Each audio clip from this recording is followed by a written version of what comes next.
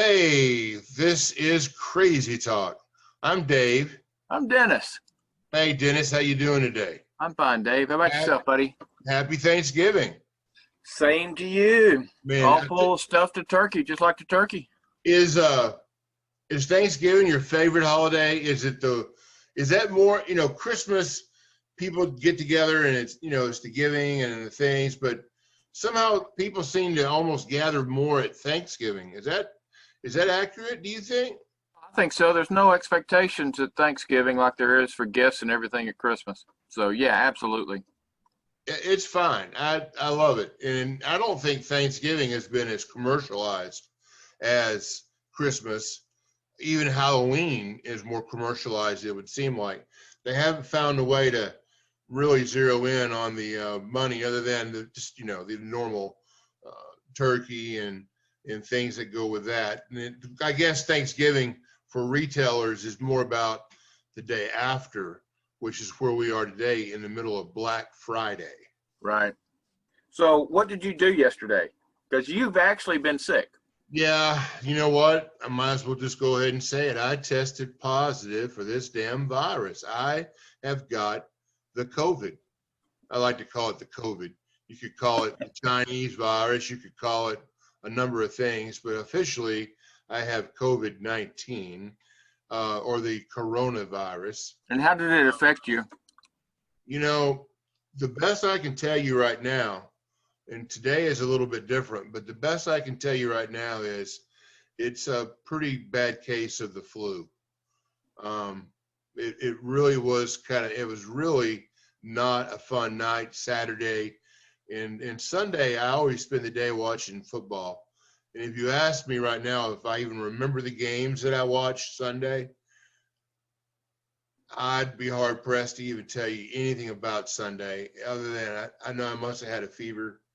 I think I was probably hallucinating, dreaming, or whatever, when you have a fever like that. But my symptoms were chills, sweats, fever. I had a massive headache and a massive body ache. And that's all common to the flu. And Right. I had a low temperature of about 99.5. And I think Saturday night it may have got up to 101 or Sunday night. So I knew then I got to do something. I got to get tested. I got to get an expert to weigh in and tell me if I've got the flu, if I got the virus. Ugh. I called my doctor. They got me in to a one of their offices where the cars were wrapped around the building, waiting with appointments only to get tested. So about 40 minutes in line in the car. I never got out of the car. Rolled the window down. They stuck up those things up my nose and into my brain almost, it seemed like. And by the next day, I had the result. You're positive. But, they said, drink a lot of fluids, which I don't think I've been doing because right now I am really dizzy, lightheaded. I think that's because of the fluids. But anyway, long story. I tested positive, and it's like the flu. So And tell me about you got in line. Was that something run by the doctor or was that a federal? they didn't want you inside. Nobody I goes understand. inside. The nurses, whoever, were all out there in their full protective garments and stuff. You rolled down the window and you needed to have a mask on, and you just pulled your mask down just enough so they could jab those things up your nose.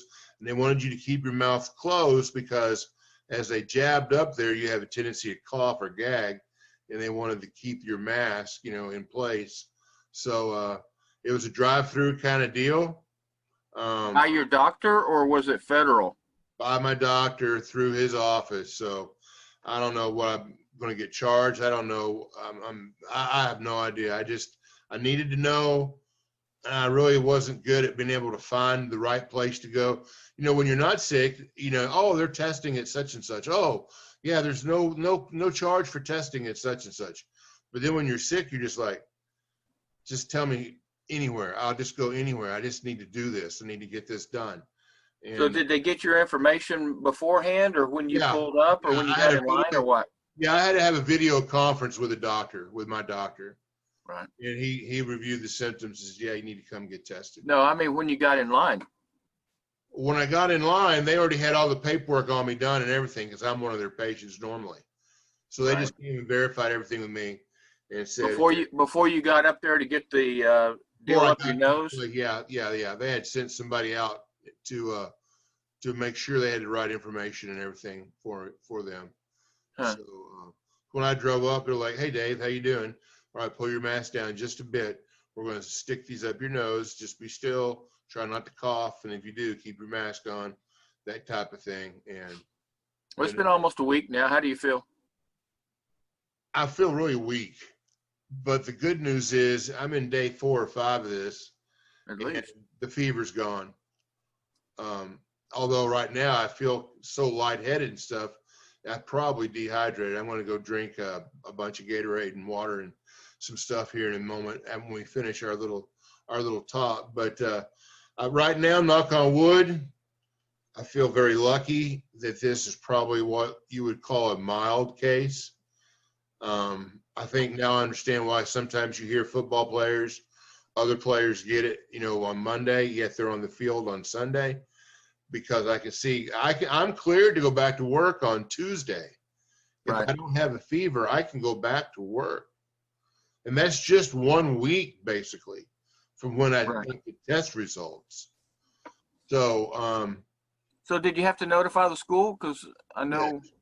Even though we're out, I went ahead and called my supervisor, and they're required to put out a posting that we had a case at school. Contact tracing, it's really funny because I did contact tracing Friday as part of my job. We had a kid with a case of this corona stuff. And so I was having to look at where do they sit in each class. And we pulled about 30 or 40 kids the Friday before break. And they started their break early because they sat within 6 feet of this kid for more than 15 minutes. So we have lunchroom charts, we have breakfast charts, we have classroom charts, and I was doing that exact thing. So when my symptoms came Saturday night, the nurse for the school said they go back 48 hours. So anybody that I talked to on Friday that might have been within 6 feet of me for more than 15 minutes, they need to be notified. But then since it was Saturday night, 48 hours takes us to Thursday night. So anything before Thursday night was not in account for. Anything from Thursday night on, I would need to have made contact with.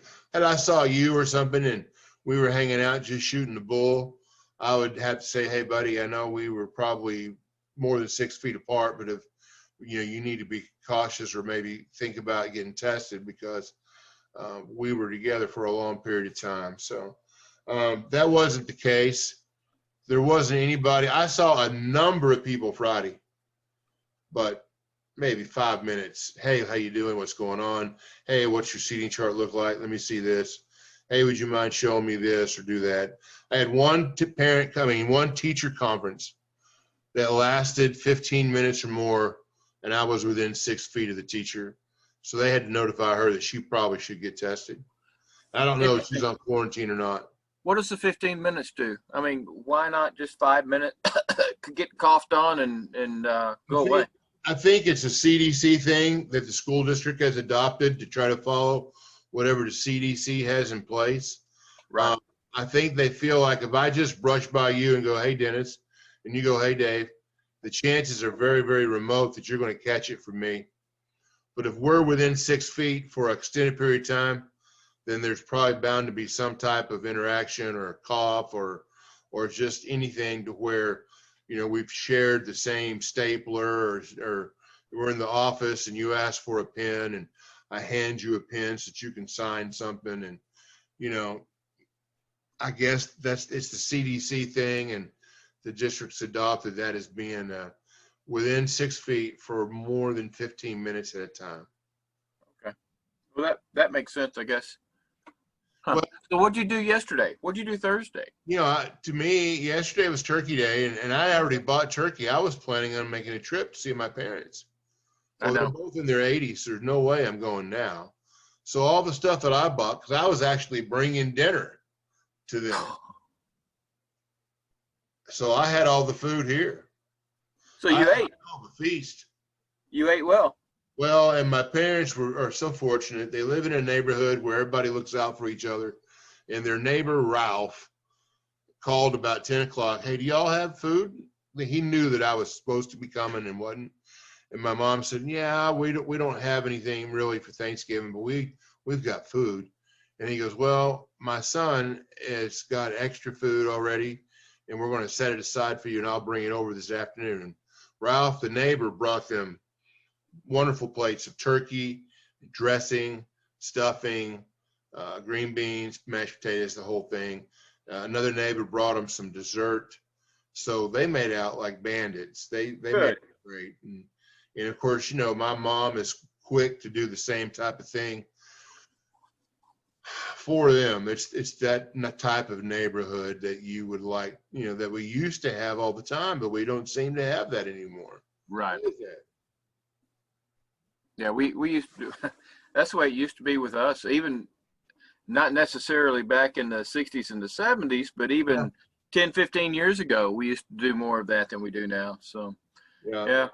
They're real fortunate, and I'm real fortunate that they have neighbors around them. Ralph is a great neighbor, and they were great friends for Ralph. Ralph is an older gentleman, and he lost his wife a few years ago, and he has not, at that time, he had never cooked a thing. And my mom has kind of helped him. He learned how to make a strawberry pie.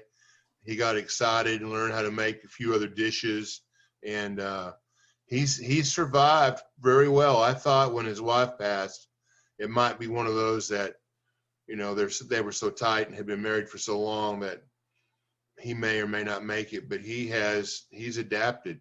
Isn't that funny about people? We adapt, don't we? We do. Absolutely. It's something that, I don't know, it's built in us, I guess. You've got to be able to adapt, or you're not going to survive. It's a survival instinct, I guess. Something like that. We're very resilient. We bounce back. Sure. And you know, look at your story. Look at my story. We both have examples where we were pretty dadgum flat down on our face, and we've bounced back. And right. I think your bounce has been better than mine.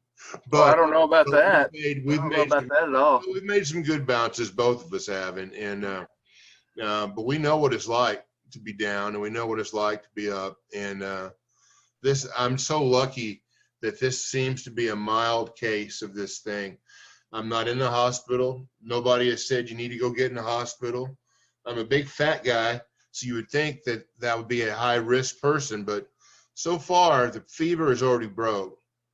And I'm online to go to work on Tuesday. Other than this lightheadedness I'm feeling right now. No lung issues, Nothing. Any congestion or anything? Dry cough? Any cough? Nothing. Thankfully. No, I'm wondering if it doesn't bring up, if you've got the flu, if it doesn't test positive for COVID, because all your symptoms are strictly flu driven. I am definitely. If there was no such thing as COVID, I would just say I got the flu. Right. This is my neighbor. Bad case of flu. Yeah, my neighbor was home a couple of weeks ago, and he went, I can't smell anything. So he went and got something and smelt of it and couldn't smell it. And he went and got tested. Sure enough, he lost his sense of smell and sense of taste. Did he have a fever though?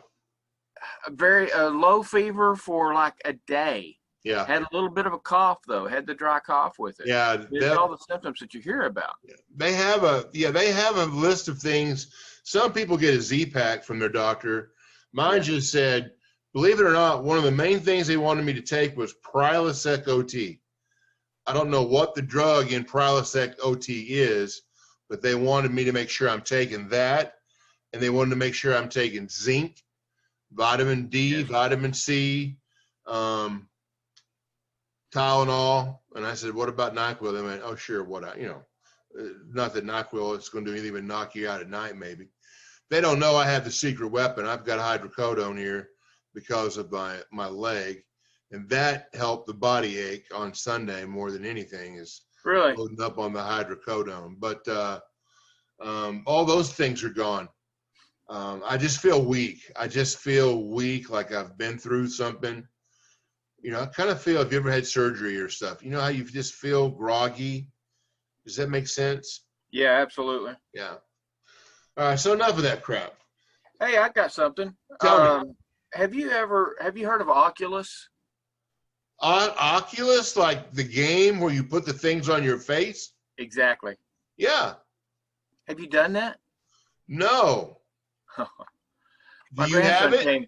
No, my grandson came and he had it. And I said, and he was doing some sword deal, knocking these blocks that are coming at him and everything. And you could watch it while he's doing it on his, you can watch it on his phone while he's doing it. Yeah. And he said, "Do you want to try these?" And I have never, ever done those before. How was it? I said, "Give me something that's going to scare me." They have all these different type of games. Yeah, I know. I don't think I want that. He said, "Okay, here, try this." So I put them on, and I was like a security guard in a security booth with a door open on both sides. It's nasty in there. You're talking on the phone. The guy calls you on the phone. You pick it up and set it down and listen to him talk. Really? And the speakers are in the headset itself. And so it's real, dude. I'm sitting there, and these cartoon guys are, you have to keep watching to the sides of both doors to see these big things coming at you. But when I first put them on, I got there, and I'm sitting there listening to that guy, and I looked around the corner literally of this room that I'm standing in, and there was this big clown there, scared the crap out of me. So I said, "Oh, wait a minute, we're not going to do this." But I ended up doing it, and it's crazy. It's crazy. So then he gets me into a shooting game that he has, and I played with that, and I'm thinking, I can get a lot of exercise in doing this thing. So I asked him, I said, "Do they have workout deals, games, whatever you call them?" And he said, "Oh, yeah, they've got everything." So I ordered a set last night. So we'll see. And plus, we could do things together, he and I. They even have poker, Dave. They have a poker room you can play and talk to people while you're playing. Is it real? It's not for real money. Not real money, though, right? But it's a poker room. He said, "You and I can sit at the same table and play poker with these guys." I said, "That sounds like fun." He's 14. That's crazy. I wouldn't mind trying it. I know that some NFL teams have been experimenting with their quarterbacks at practice in a meeting, putting on the things that you're talking about, right, and being able to see the field and see the linebackers and the safeties and the coverages, and being able to make a decision on where to throw the ball based on where they're at, and then training that way. So when they get on the practice field and they see that same coverage, then they have a little quicker recognition. And there is a lot of thought that some of the players that are training in that are seeing some significant improvement in their recognition of stuff, other than seeing it without the Oculus, I guess is what you call it. Right. They watch on film, what the coverages are, but with it's you're really in it different. with Oculus. You're in it. I mean, even the shooting deal that we were doing, you had to duck and you had to move around things. What if you didn't duck? You'd hit something. It would take you down in the Oculus, but I'm assuming it doesn't hurt. No, it doesn't. It's pretty cool. It's really, really neat. I'll let you try it once you get over the COVID stuff.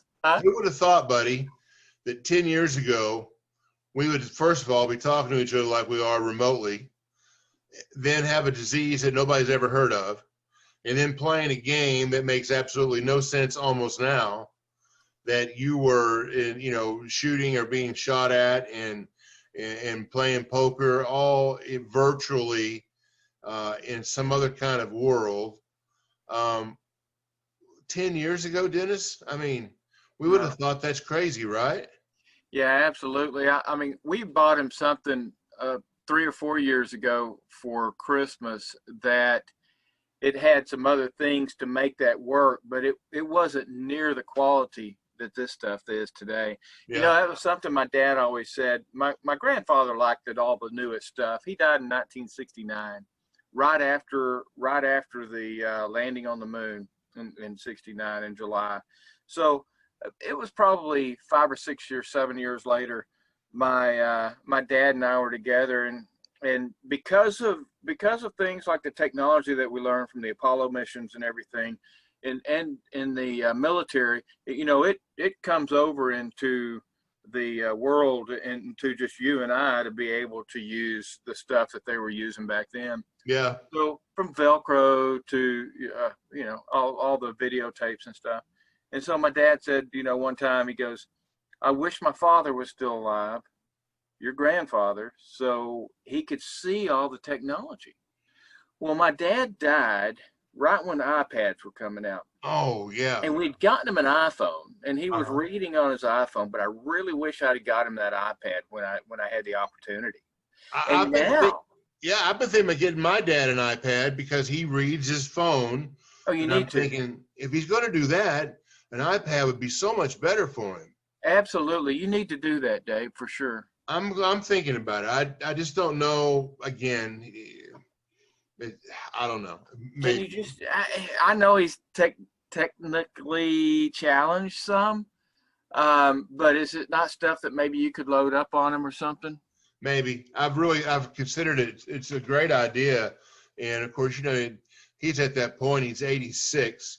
What do you get a guy who's 86? Okay, I mean, he's either got most everything, or you know, you can't get him a lot of stuff that he can't use because he's not going to go out and do much. Um, Oh, you could FaceTime and things the too with it. iPad would be something that might be interesting. I'm going to look into that again. I don't remember why I decided against it last time, but I may look into it again. So Even a mini, that's what Teresa uses, and she really likes it. yeah, I have the You know, mini. I have the 6 or 8 inch, whatever that is. right, I like it better than the big, huge one. right. Although they're getting thinner and thinner and lighter. Yeah, you're right. Good points. Hey, let me tell you what was bugging me this past week, and then we'll do whatever we want to about being thankful for whatnot, and we'll go finish up our turkey, I guess. But I tell you, I got really so upset last Friday night, the night before the symptoms set on. I was going to watch a football game, and thankfully I remembered that traffic jam down by your old place That's right. I griped about last time. And the computer actually said to avoid a traffic jam near Dennis, take the highway this way and avoid it. And I did.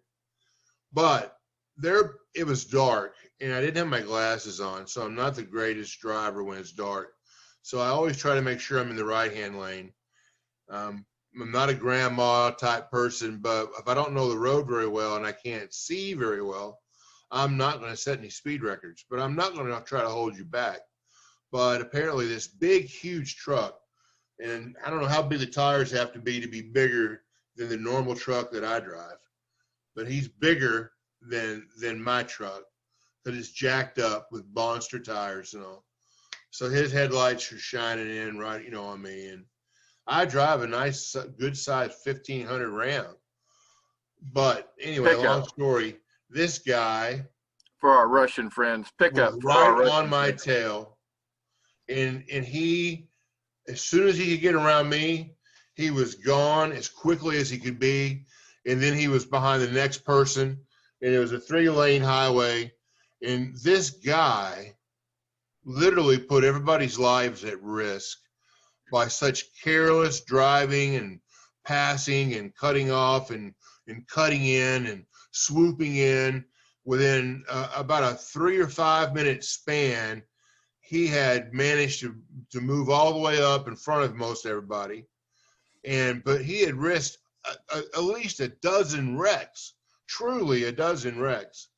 And we came to a place in the highway where there was a construction stop, and we all had to come to a stop. And for all of his efforts, Dennis, I'm right next to him. Yeah. He risked everything within 5 minutes to hurry. And I'm in the same place he is, driving fairly safe within the without speed limit. without being I, able to see. But yeah, I wanted to get a stick and just hit him. I said, why weren't you listening in driver's ed when they told you? You just can't make it happen short term. It feels like you're getting there, but you're not. no, you're not at all. When I was on the fire department, that's what they used to tell us. Yeah. You can drive this speed or this speed, but if you're only going, especially if you're only going 5 or 6 miles, you're not going to get there that much quicker before before the truck leaves. If I got 60 miles to go and I can go 70 and maybe cut 5 or 10 minutes of the trip down, okay, I get that. But I'm not. I'm in the city. I'm with hundreds of other drivers. Right. And chances are I'm not going 60 miles. I'm going 5 or 10. This guy was late for a meeting or late for work or whatever. Well, I'm sorry. But don't put everybody's lives at risk by driving like such an idiot. Right. And then end up in the same exact place we all were 5 minutes later. His speeding did him absolutely no good. Absolutely no good. All right, that's my big take for the week. That and this COVID thing has just knocked me silly. I wish they had a great heartwarming story for you. What have you got? You got anything for Thanksgiving today that you want to share? No, I mean, I'm thankful for our kids for sure. Yeah. We had all but one here. Our son wasn't here, but the 3 girls were here, and their husbands and the grandchildren of those, and we had a great time. Well, that's great. That's great news. Yeah, got Christmas lights up. Have you done that yet? No. Yeah. We haven't. I probably wait till December. I'll wait for December for that. Right. Unofficial rule. Wait till it gets cold. Yeah. We turned them on last night. It's fixing to get cold here, isn't it? It is. It's going to get in the 50s daily. That's the highs. Yeah. Yeah. Now, that's all it is. I noticed today, because we're doing this via Zoom, I noticed today that you're out in the travel trailer. Is that a place that you just go to escape sometimes when you just want to relax and not be bothered or have a quiet spot? Nope, I do not. It's just that when Teresa is here and she's coming in and out, I don't want her to feel like she has to be quiet or anything. So if I come out here, she's not going to come out here. Well, then that's probably good for both of you then, right? It doesn't bother me either way. Yeah. I just want the quality for our people. Yeah. Well, listen, I tell you what, we have almost made the entire show today without mentioning anything to do with politics. So you know what? Let's leave it that way and just be thankful that we live in a country where people get to express their views without having to be dragged off to prison, and they can be critical and make fun of our leaders if they want to. And they have a voice in electing the people that will serve us, basically.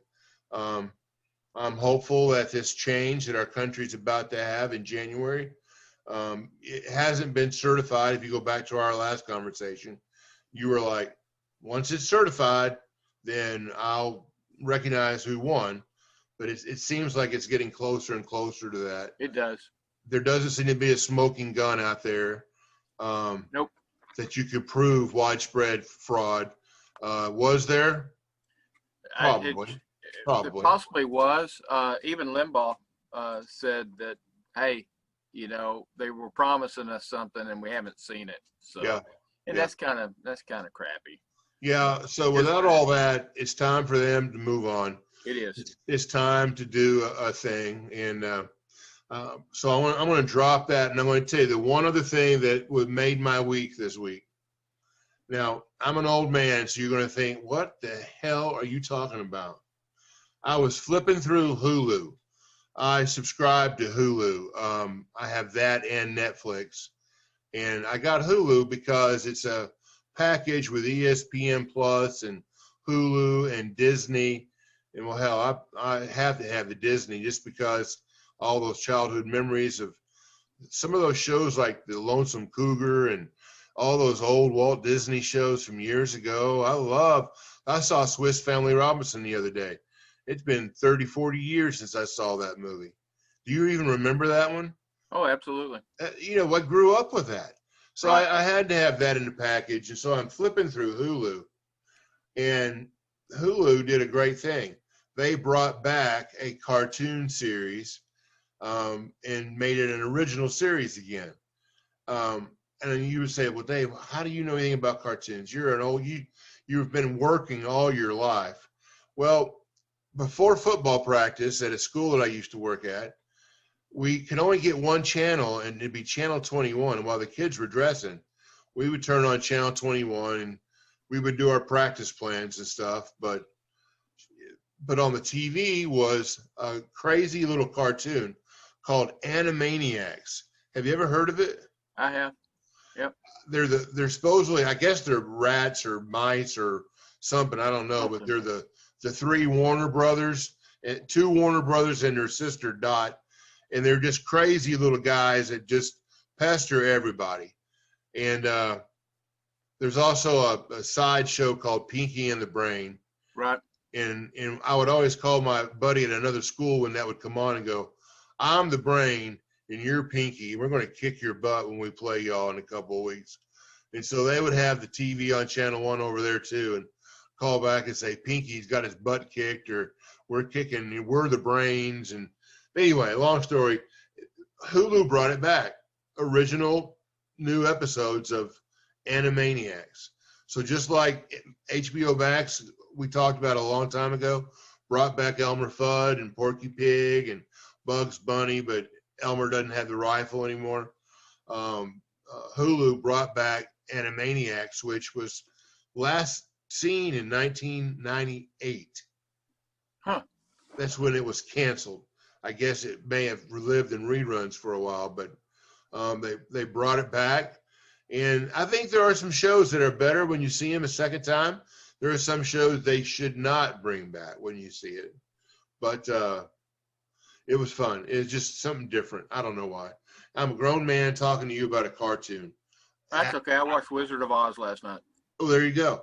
And I tried to watch it. I watched the tornado. And by the time the house landed, I fell asleep. Yeah. But what a great show. What it was on. What a great show. You know what I did watch? And I'm going to do this more often. I made sure that I watched Planes, Trains, and Automobiles. Yeah. That has become a Thanksgiving. That's become a Thanksgiving movie. Right. And you know what? Steve Martin, he's great. Oh, he always He's still alive. One of my favorites. He has had such a fabulous career. He's at home right now doing whatever the hell he wants to. Yep. He doesn't really work anymore, but I'm sure he's got money out the wazoo. And John Candy, man, yeah, what a sad story that he would end his life as some big buffoon when he was such a great actor. When you watch him, comedic actor. It may not have been acting for him. That may have just been who he was. I don't know, but he was great. I watched a documentary on him. He was an interesting guy, very depressed, and a lot of those people that act the way he does, and Robin Williams and those guys, Belushi. Yeah, they're all very depressed people. Chris Farley. Yeah, Farley. Chris Farley. Yeah, they're all that way, unfortunately. But it's so brilliant. Steve Martin. One of my favorite movies is The Jerk. Has always been one of my favorites. But it's worth watching. Anybody who hadn't seen it needs to find it. Yeah. He actually, I was watching a YouTube deal that he'd sent out recently during this COVID stuff of him playing his banjo. Oh, really? He is a magnificent banjo player. That was his real first thing, was banjo playing. Yeah. And he just kind of used that to branch into comedy. And, it wasn't that Steve Martin was ever just like a true stand-up. Back in the day when he did King Tut and sang that silly parody song about King Tut. Right. And Saturday Night Live loved him, and they embraced him. Every time he was a guest host, it was like a stop-down moment. Wild and crazy guys. He just had great, he had great movies where he either played a lead or he played a co-star. And, you know, when you watch him now, when you look back at what he's done, his career, I don't think he gets enough credit. Steve Martin is definitely an icon. And Bill Murray, I saw, did a new movie on HBO recently. It wasn't that good, but it was just good to see Bill Murray still out there working a little bit. Right. Because that original cast with Saturday Night Live. Yeah. You just can't beat them. No, I was telling somebody that the other day. They said they brought me. A matter of fact, they brought me a Saturday Night Live 45th anniversary magazine. And they said, "Would you like this to read?" And I went, "Yeah." Back in the day, 45 years ago, and we're running short on time. We gotta wrap up. But Saturday Night Live was a big event. You know, when it first came out, when you remember you were much younger, it was must-see TV. You didn't have anything else. So you were ready for Saturday Night Live. In high school, we would gather at somebody's house in little Podunk, Abilene, and watch Saturday Night Live because it was always going to be the thing that people talked about the next day. Chevy Chase, Gilda Radner, Garrett Morris, Belushi, amazing. Bill Murray. It was just fantastic.